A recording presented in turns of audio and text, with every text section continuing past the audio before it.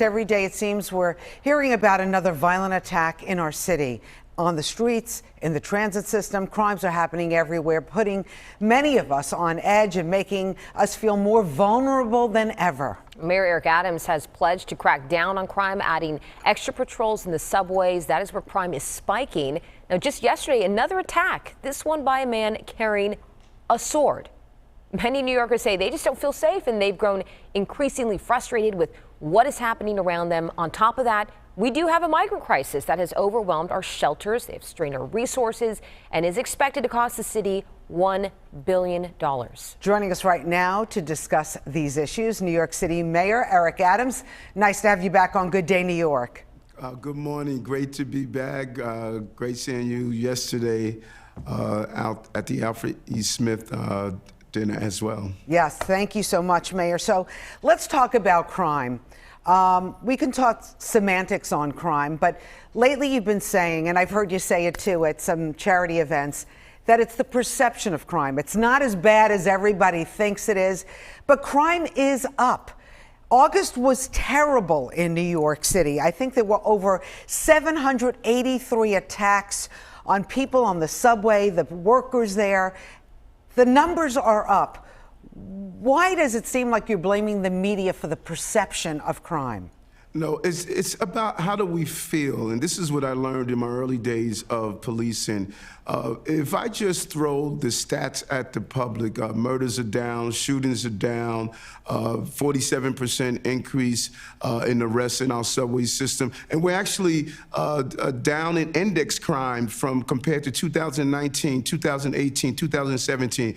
Those are the numbers, but how do we feel? New Yorkers must feel safe, and we must deal with the actual crimes at the same time. And that's what I'm saying, that until New Yorkers are feeling safe, we're not going to be successful. I totally agree with you, because we walk around the streets of New York, and you know I'm a diehard New Yorker just like you, and you're just waiting. You feel like there's ticking time bombs everywhere you look, and you don't know if you're going to be the next one, because it's not just guns anymore. Mayor Adams, it's knives now, too. Random pushings from behind on the streets and in the subways. And that is exactly what I am saying. And part of that we could equate to the small number of people who are dealing with mental health issues. If you look at some of the assaults, the pushings, the stabbings, and then you look at the common denominator, there's a mental health crisis on our streets, and we have to address that. I know, but how, like, we can use that excuse, and some of them are unhinged. But everybody's unhinged? You know, I understand that. It seems like a basic argument nowadays turns into a fight on the subway tracks, and innocent people fall to the tracks. You know, that is the combinations we must use. And I say this all the time. When you talk about public safety, there are many rivers. We have to dam each river. The mental health issue in our city is one of them. And you see it. You see people talking to themselves on the subway system, walking up and down the streets, yelling. That is why it's imperative we strengthen our Kindred's law, and that's one of the things we're going to call for when Albany returns. It's the combination of ensuring that we deal with the actual violence, but also people must feel safe in the city of New York. And Mayor, it is hard to feel safe, because when we look at the numbers, 22 people murdered on the subway in just 2 years, 8 people this year. That's not perception. Those are just facts, and they matter to people riding the subway. I rode the subway yesterday, and it's the same thing. I haven't put my AirPods in for over a year because I feel like I need to be very much aware. That's a quality of life issue. But I do want to talk about, because you mentioned Albany. 2 months ago, you said that New York City was called the laughingstock of our country because certain parts of our criminal justice system had abandoned our public safety apparatus. This has to do with Albany. Do you still believe that now? And what steps can we take to reel this back in? Well, first, I think that you were right about, you know, not having your iPods in, not focusing on our phone. And I say yes to that. I do the same. And we put out a video and information telling people about being aware of what's around them and what's taking place. And I encourage New Yorkers to do that. And yes, we do need a partnership from Albany. This weekend, we are bringing together those who criticize our policies, those who believe our policies. We're having a 2-day summit to look at our criminal justice system, from those who are critics to those who support. The bottlenecking of our system, that system is allowing people who are violent to remain on our streets far too long after being found guilty, not sentencing, not making sure they're off our streets. And we're looking at the entire parts of our criminal justice system. This is going to be an important conference we're having for 2 days over the weekend. Well, we definitely hope that there's some concrete, just any kind of change coming from that. Do you want to talk about the migrant issue? Because El Paso has sent more than 215 buses. That's more than 11,000 migrants to New York City. That is triple what Governor Abbott has sent, but you have the choice words for Governor Abbott. Do you have choice words for the mayor of El Paso, the city manager of El Paso, as to stop sending buses here? Because in your own words, this is unsustainable. Without a doubt, it is unsustainable, and I stated that. And a 2 weeks ago, I called on the president to do a decompression strategy. We believe that strategy is working. We were seeing anywhere from 9 to 10 buses in the city. We saw 2 in the last few days. We received a call from El Paso. The mayor stated that he would no longer send buses here to New York due to that decompression strategy. I think the team responded to this crisis, and I have to take my hat off to the interagency partnership.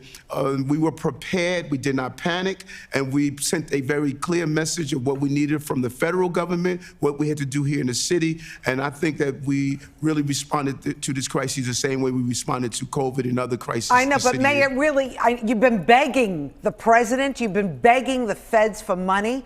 We're at a stretching point. New York City, seems like we can't afford this. What are we going to do? Because, I mean, how much begging can you possibly do? And I'm glad you pointed that out, Rosanna, because, yes, we're going to ask for what we need like we did, but we're also going to respond on the ground, because we've learned so often that New York and New Yorkers have to depend on themselves. And so as we move through to tell the federal government what we needed, as we continue to communicate with the El Paso mayor, we were doing what we had to do here. There were no migrant or asylum seeker children sleeping on our streets because we built out the right infrastructure. So, but those tents, Mayor, why do you think there are only 5 people in those tents? I'm sorry? Why do you think there are only 5 people in those tents that you built? I mean, it was a pretty expensive tent. Well, we had an unpredictable governor, unpredictable situation coming out of El Paso. It's like, why does one have car insurance? They don't hope for an accident, but they better be prepared for one. And I take my hat off to this administration and the team to realizing that we had an unpredictable situation that could have brought us 100,000 people into our city. We better be prepared. And I know, but what happens? What happens to the other people in the homeless shelters? Because, there seems to be people who live here, working poor, can't afford an apartment here, and they're saying the migrants are getting treated better than they are. I mean, we got this gorgeous tent on Randall's Island where they have video games, somebody doing their laundry. Rosanna, think about this for a moment. A few weeks ago, people were complaining that people who were in the hercs, as we call them, as you just said, the tents, they said that they were treated unfairly. Now this week, people are saying those who are in actual shelters are being treated unfairly. New Yorkers, no one is getting any better treatment than the other. We are given our moral and legal obligations, and all New Yorkers are going to be treated fairly. And, when you do these things, you're going to get people that's going to look and point fingers. But this is the way you treat people in a humane, dignified manner. We're leading the way in this country on how we take care of people who are in need in this city. Mayor, I know before you go, we got a big election coming up in about 18 days. The polls are getting very, very tight between Lee Zeldin and Governor Hochul. Could you work with Lee Zeldin, who is very, very tough, or at least promises to be very tough on crime?